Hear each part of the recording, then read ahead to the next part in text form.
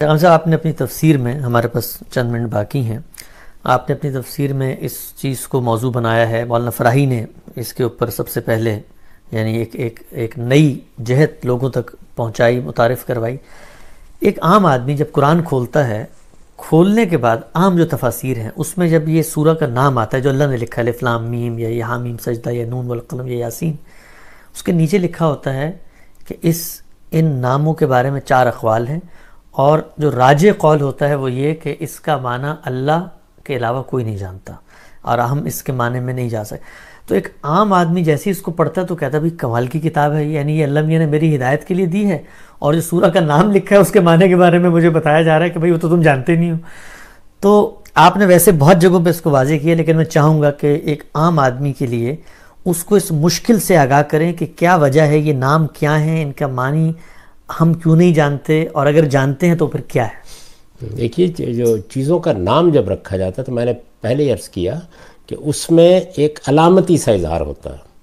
اس کی واضح مثال یہ ہے کہ خود صحابہ نے جب اس سورہ کا نام بقرہ رکھا تو مضمون سے کوئی تعلق نہیں ہے۔ مضمون میں تو بقرہ زیر بحث ہے نا، بقرہ کا لفظ ہی ہے نا، جی یعنی سورہ کے مضمون سے تو کوئی تعلق نہیں۔ ہاں ٹھیک ہے، وہ تو اتمام ایک لفظ آیا ہے، اس لفظ سے انہوں نے نام رکھ لیا آل عمران، یعنی سورہ میں ایک جگہ ذکر ہے ان اللہ اصطفیٰ آدم و نوح و آل عمران۔ اب یہ کوئی سورہ کا مضمون ہے؟ نہیں، سورہ میں جو پیغام دیا گیا اس سے اس کا کوئی تعلق ہے؟ کچھ بھی نہیں ہے، یعنی ایک علامت کی حیثیت سے نام آپ نے اپنا لیا۔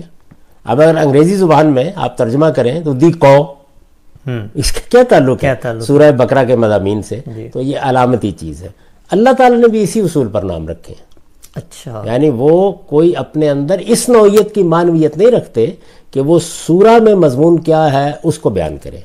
ہمارے ہاں کیا ہے، عام طور پر لوگوں کو یہ معلوم ہی نہیں کہ یہ صورتوں کے نام ہیں۔ جی، جلیل القدر اہل علم، مثلا آپ زمخشری کا مقدمہ پڑھیں اور دوسرے لوگوں کو پڑھیں تو وہ بتائیں گے آپ کو کہ یہ صورتوں کے نام ہیں۔ تو صورتوں کے نام، اسی وجہ سے جب میں نے ترجمہ کیا ہے تو میں نے ترجمہ اس طرح نہیں کیا الف لام میم لکھ دیا، میں نے لکھا یہ سورہ الف لام میم ہے، تاکہ یہ پتہ چلے کہ یہ نام ہے۔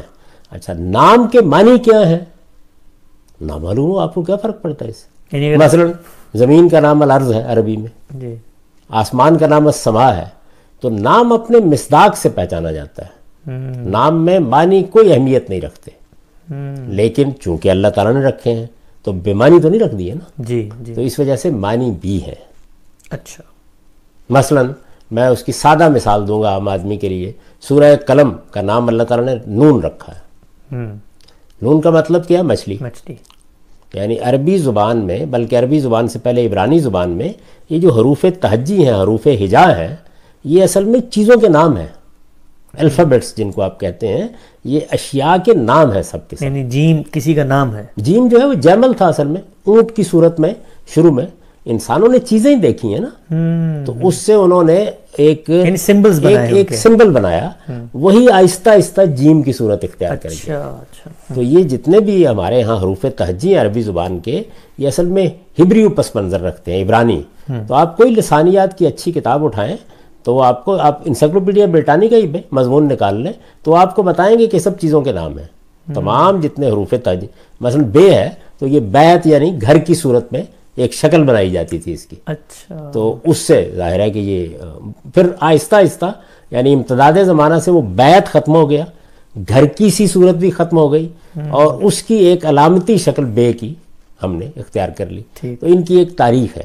تو قرآن مجید نے اسی پس منظر سے نون مچھلی کی شکل میں بنایا جاتا تھا، تو عربی زبان میں اب بھی نون مچھلی کو کہتے ہیں۔ مثلا حضرت یونس کا کے بارے میں ذکر کیا نا، ذن نون، مچھلی والا، اس لیے کہ انہیں مچھلی کے پیٹ میں جانے کی سزا ملی تھوڑے سے مختصر وقت کے لیے۔ اب آپ غور کر کے دیکھیں تو اس سورہ میں ان کا ذکر اسی پہلو سے ہوا ہے۔ تو وہاں سے جیسے بقرہ کو یعنی گائے کے ذکر کو اٹھایا اور صحابہ نے نام بنا دیا، ہم نے دہر کے لفظ کو اٹھایا اور سورہ کا نام بتا دیا، تو اللہ تعالیٰ نے وہاں سے نون کو اٹھایا اور سورہ کا نام بنا دیا۔ تو باقی بھی اسی طرح ہیں، یہ جتنے بھی ہیں۔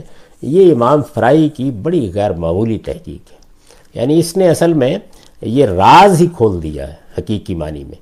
لیکن اب ہر سورہ میں یہ حروف کیسے منتخب کیے گئے ہیں اطلاق کر کے دکھانا، یہ ایک ایسا کام ہے کہ جس پہ بہت تدبر کرتے رہنا چاہیے اور بتانا چاہیے، لیکن اگر فرض کیجئے کہ یہ راز نہیں بھی کھلا ہے تو یہ معلوم ہو گیا کہ اس میں کوئی یعنی کوئی باطنی سر نہیں ہے، بلکہ حروف تہجی میں سے کچھ حروف کو لے کر 1 2 کہیں 3 4 5 علامتی حیثیت سے نام بنا دیے گئے ہیں، تو یہ صورتوں کے نام ہیں۔ ٹھیک، اچھا آخری سوال غام صاحب، یہ جو صورتوں کے نام ہیں، اب ہم جب جاننا چاہتے ہیں کہ یہ جو الف لام مثلا الف لام میم تھا، یہ کس چیز کا سمبل ہے، کس چیز کی علامت ہے، تو کچھ چیزوں کے تو آپ نے بھی ڈیفائن کر دی ہیں، لوگوں نے قیاسی طور پہ لکھے بھی ہیں، ہمارے اپنے مکتب فکر کے لوگوں نے، لیکن سوال میرا یہ ہے، آخری سوال ہے کہ جب ہم کہتے ہیں کہ زبان جو ہے وہ تواتر سے پوری کی پوری نسلیں آگے منتقل کر رہی ہوتی ہیں، تو باقی پورے قرآن کے الفاظ کے معنی میں تو ہمیں ایک دشواری پیش نہیں آتی، ان میں کیوں پیش آ جاتی ہے؟ اس لیے کہ یہ بازی کا علم ہے،